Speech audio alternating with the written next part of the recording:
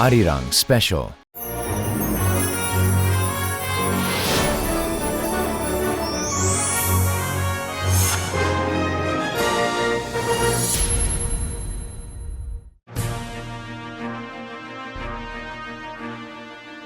박근혜 대통령은 해관보 정상회의의 모든 일정을 마친 뒤에 니에토 페냐 대통령의 초청으로 멕시코를 방문하게 됩니다. 이번 정상회담은 멕시코가 신정부 출범 이후에 갖는 첫 번째 회담이란 점에서 더욱 의미가 깊은데요. 두 정상은 회담에서 정치, 경제, 문화에 걸쳐 다양한 분야에서 심도 있게 토의를 나눌 예정입니다. 이번 박근혜 대통령의 멕시코 방문이 갖는 의미와 두 나라 간의 협력 방안에 대해서 베르날 주한 멕시코 대사님과 이야기 나눠봤습니다. Hello. Hello, I'm very pleased to be here with you. Okay, very pleased to meet you too. I want to thank you first for sharing this precious time with us. My pleasure, always to be. All right, that's good. Then I'm gonna start off with our first question. Okay. Please. So it has been 54 years ever since South Korea and Mexico established diplomatic relations. And it's also been more than 10 years that the two nations have developed a very great strategic partnership, right? So I believe that holding a summit at this time means something very special. And if you know why it's so significant to hold a summit right now? Yeah, it's very special. First of all, we're very happy in Mexico that we will be able to receive the visit of Madame President Park Geun-hye. It's very important. It's a good time for the two presidents to sit together in the capital of Mexico, Mexico City, because they have been also getting together before in different fora. This partnership was decided back in 2005. It started actually in 2006. And the last 10 years have provided us with the big opportunity to get together the two economies, the two countries, the two cultures, the two political leaders, so that we can continue making progress in every aspect of our bilateral relationship. Korea is very important in this part of the world, and we have been able to increase our relations in every sector of life. We're very happy that the two presidents will get together. They will confirm their friendship. Oh, that's good. That's good. So, all right, then I'm going to jump off to the next question. Sure. Okay. So, Mexico has potential to become Korea's largest export market, right? That's how we think. So, however, the trade volume have decreased in both Mexico and U.S. by 8.2% and 18.2%. And why do you think is the reason? The main reason of decrease in general volumes of trade has been the global economic conditions. One reason, I mean, there are several reasons. One is the slow recovery in the United States, but it's going up. The changes in the economic situation in China, very important market worldwide. But when we look at the numbers between Korea and Mexico, the volume of trade has been increasing steadily. If we look back a few years, we see that 2012, 13, 14, 15, the bilateral trade has been going up. And we went from total volumes of $14 billion per year to $15 billion per year, right. $16 billion per year in 2014. And last year, 2015, we completed the year with the trade above $17 billion. But two very important economies in the world, Korea, number 12, Mexico, number 13 in size in the world. I think it's very important that we share our coincidences, our complementarities in industrial terms, in resources terms, in labor and markets, international markets. Both Mexico and Korea are very open countries. The two have, of course, privileged access to different regions in the world. Mexico is a very effective partner in the North American Free Trade Zone. And Mexico was one of the main promoters, actors in the conception. We have been concluding many agreements, not only FTAs, but agreements that change the rules of international trade. Mexico has been at the vanguard of these international agreements. And looking at total trade, we have very good expectations of the future of Korea-Mexico ties. Okay, that's good. That was a good explanation. And during the summit, the Korean government is planning to send our economic mission. And how do you think about that? Do you think they're actually going to help to build a stronger, I don't know, economic corporation? It's very positive because there will be a business forum between the productive sectors of the two countries. They will be able to look at the different sectors in which we have been making progress in our bilateral relationship. More important is the personal contact of the leaders of big companies from Korea, from Mexico. We can speak of a number of more than 1,700 Korean companies in Mexico. Oh, really? This is a very impressive, very important presence of Korean companies working together with Mexican companies in manufacturing, in the telecommunications, in several sectors of construction, in steel, production of energy. I mean, this is a big presence of Korean companies, not only products, but producing plants in Mexico. And that has increased, that has contributed very much to the competitiveness of Mexico international economy. So the business forum will be a very important meeting. Are the Korean companies in Mexico making like good images though? Are they like providing enough, I don't know, atmosphere for the workers? Very good image because of the characteristic of the products. We can speak of big brands, mention Samsung, LG, POSCO, the Hyundai Group is working there. And now Kia is establishing a plant to produce automobiles in Mexico. So we have a big presence, very diversified. And I said, I mean, these companies have contributed to the creation of employment, to the technological absorption in the Mexican economy, to the generation of new capacities at the local and regional level. As emerging economies, as the two countries that share very strong ideals for growth, social development, progress, and international relevance. I mean, we are getting together. Right. And the Korean companies established in Mexico contribute a lot to this. Okay, that's good. That's good news to hear. Okay, so when we talk about economic cooperation, we cannot disregard the agreement that we almost had, free trade agreement. We almost had it in 2008, but it got on hold. So what do you think about resumption of free trade agreement? We need to continue working together. I mean, the fact that we were not able to conclude the agreement in the past was mainly due to the economic situation. Remember that 2008, 2009, there was a big economic crisis in the world. Right. Korea and Mexico were among the countries that were most affected initially. But they were also two of the countries that were more resilient and were able to come out of the crisis more rapidly. Yeah. The fact that they were able to do it was that the two are convinced free traders. I mean, we know that open trade is important for our two economies. And what happened after 2009 and 2010 is that Korea went to negotiate other free trade agreements. Mexico concluded other negotiations. TPP was a very important one. And now we have to look to the future and see how the two countries can complement the many agreements we already have. Right.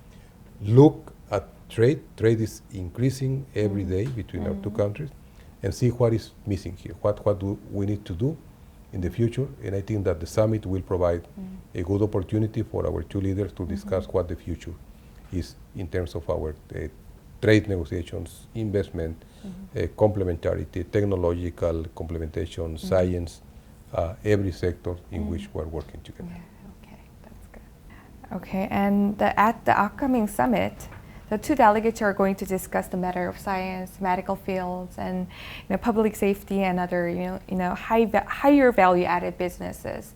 And amongst all, which industry do you think have the highest potential to develop into a substantial collaboration? There are many new sectors in which, I mean, we have already a well-established channel of communication to different industries. But the new opportunities in Mexico are being opened in sectors like energy. After the energy reform, I mean, there are many opportunities to open new ventures in Mexico, working together with Mexican companies. Mexico is pursuing a very ambitious plan for the construction of infrastructure with the participation of public and private sector companies. So this is a new concept which we are pursuing for the years to come. It's a very, very big program of investment. We're talking about telecommunications. There is also a recent reform in the telecommunication sectors in Mexico. And we have to mention not only the economic sector, but there are many social aspects in which we're also making progress. We can speak about education. So there are many opportunities there.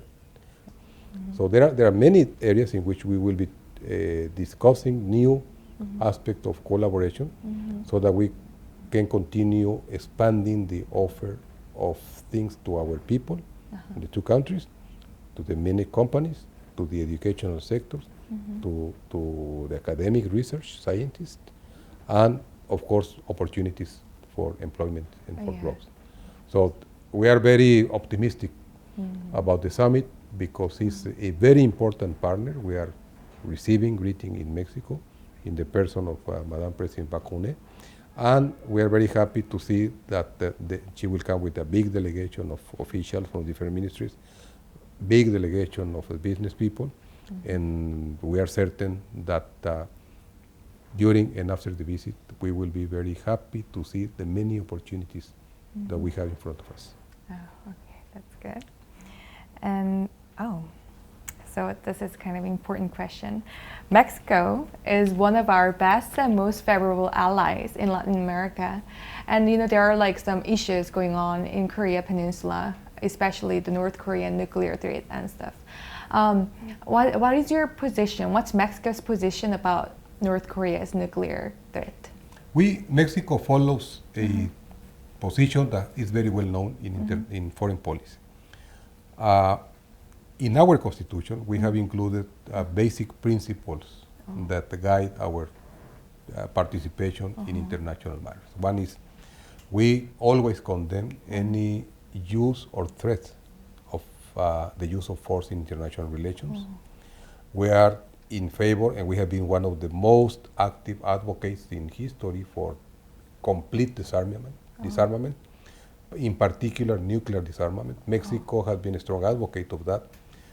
Let's remember that since the 1960s, Mexico proposed the establishment of nuclear-free zones in the world. The first region that was declared as nuclear-free is Latin America and the Caribbean. And we are also joining every resolution in the United Nations that is condemning the threats against international peace and stability. We share a lot of common things, not only with the Republic of Korea, with the region in Northeast Asia, with other countries which are seeing with special interest the situation here. And Mexico in particular has been working together with Korea and Australia, Turkey, Indonesia in the new group of MICTA countries, so that every time there is any provocation, any source of instability, we are looking forward to negotiated agreements, to the settlement of disputes peacefully, and also we are against any use of violence in international relations. That's amazing, actually. I respect that Mexico aims for like the nuclear-free zone and stuff. Remember, Mexico received a Nobel Peace Prize. Oh, really? Because of our foreign policy dedicated to disarmament. That's good. That's great. That's wonderful. That was a wonderful thing to hear. And we're gonna ask you about the Korean wave this time. I heard that Korean wave is kind of spreading in Mexico. I don't know how big it is. Maybe it's not even that big, but do you think it actually helps to build the two nations to become, I don't know, like more stronger relationship? Culture is very important. I mean, the social exchanges are very important. Hallyu is going over different parts of Mexico. It's a K-pop the what we call the rhythms of the south of the river, the Gangnam Style, the Korean food, Oh, yeah. but also exchanges which have to do with sports, archery, taekwondo, are very popular in Mexico. Also, we are learning about the soap operas from Korea, and Mexican soap operas are very popular in the world, Right. also Very. coming to be known in Korea. It's not one way. I mean, we're working on the two ways in the cultural exchanges, Right. That's and true. we're promoting an increased presence of Mexican culture in Korea. And this also brings an additional result, which is more people are getting interested in visiting each other. Oh, right. And this is reflected in the numbers that we have for tourism. Right. Last year, we received in Mexico more than 100,000 Koreans as Oh. tourists. Yeah. There are many possibilities, and people are going to different places in Mexico. And important to mention on the two cases, I mean, Korean food is very much appreciated among Mexicans, and we see that the Mexican food Yeah, it's is good. also Right. expanding its Yeah. presence in Korea. Yeah. I do realize that Mexican food is getting more famous in here. Yeah, very much. Is there any like Korean songs, K-pop songs you know? I know all of them. Oh. Yeah, I like to dance a lot. No, there are very nice groups, that I Right. listen to here. K-pop, either young girls singing together, in group, young men. We have received in Mexico several bands. If it's okay with you, would you sing a little for us? Sorry. I don't like to. Okay. I like to sing, but I don't like to express preference for one particular group because Okay. everybody else will become jealous. Okay. All right. That's good. Okay. I think we should save it and later when, like in front of TV or like. That's correct, yeah. Whatever that is. And you were appointed as a Korean ambassador in July of 2013. Were there any difficulties to get used to Korean culture? Getting to know how Koreans were able to develop so rapidly after the 1950s and 60s, how the paradigms of growth, development, social progress, income distribution, international cooperation have changed in the past decades, and how this can be reflected back to our home in terms of deriving lessons for growth in our own economy, in our own society, Right. so that we can be better able to also take benefit of the big potential we have. We see that a country like Korea was able to do it with limited resources. Mexico is a country with a lot of resources, Right, that's very true. nice people, good education, very good geographical position. So we should be able to learn from the positive experiences of other countries and be able to improve our own conditions. Oh, okay. That is the biggest challenge, that we have to learn more rapidly. Yeah, that's true. I heard the news too. It was kind of mentioned earlier, so I kind of feel like it's going back and jumping. But if there was an outcome as a result of a culture exchange, like an outcome, you know how like it's growing, Mexico and Korea is like trying to trade our like customs and culture exchange like more. If there was any result of it, can you remember? Yeah, if we can speak of numbers. I mean, we in the Mexican embassy we give support to more than 70 cultural presentations every year in Korea, different parts, in arts, in painting, in music, in food. I mean, history lessons. I mean, there are many activities of the cultural sector. Last year we had a very impressive presentation in the Sejong Center Museum of the main works of Diego Rivera, who was one of the most famous painters in Mexico, the most famous muralist in history. And a little bit later, and then they were simultaneous exhibition, there was another one of the works of Frida Kahlo. Frida Kahlo is very famous. Very famous. I mean, they were a couple. They were a couple Yeah, together, yeah. but we presented the works of the two of them in Seoul. We have been working on the translation to Korean language of very famous Mexican books. Right. We are bringing presentation of different kinds of music, contributing for the Korean people to learn more about Mexican music, Yeah. which is very, very wide and varied. We are talking also about educational exchanges increasing. Last year, we had 300 students from Korea going to Mexican institutions and 300 Mexican students coming to study in Korea. So this is a big number. And the final reflect is that we have an expanding community, Oh, yeah. both of expats living from Mexico in Korea, but also binational families. The number of Korean families living in Mexico is also expanding very rapidly. And this contributes a lot. I mean, the presence Right. of communities contributes a lot to the cultural exchanges, to the knowledge of each other, and to increase the communication, permanent communication.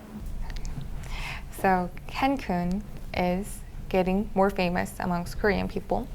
And the New York Times selected Mexico City as one of the best places to travel.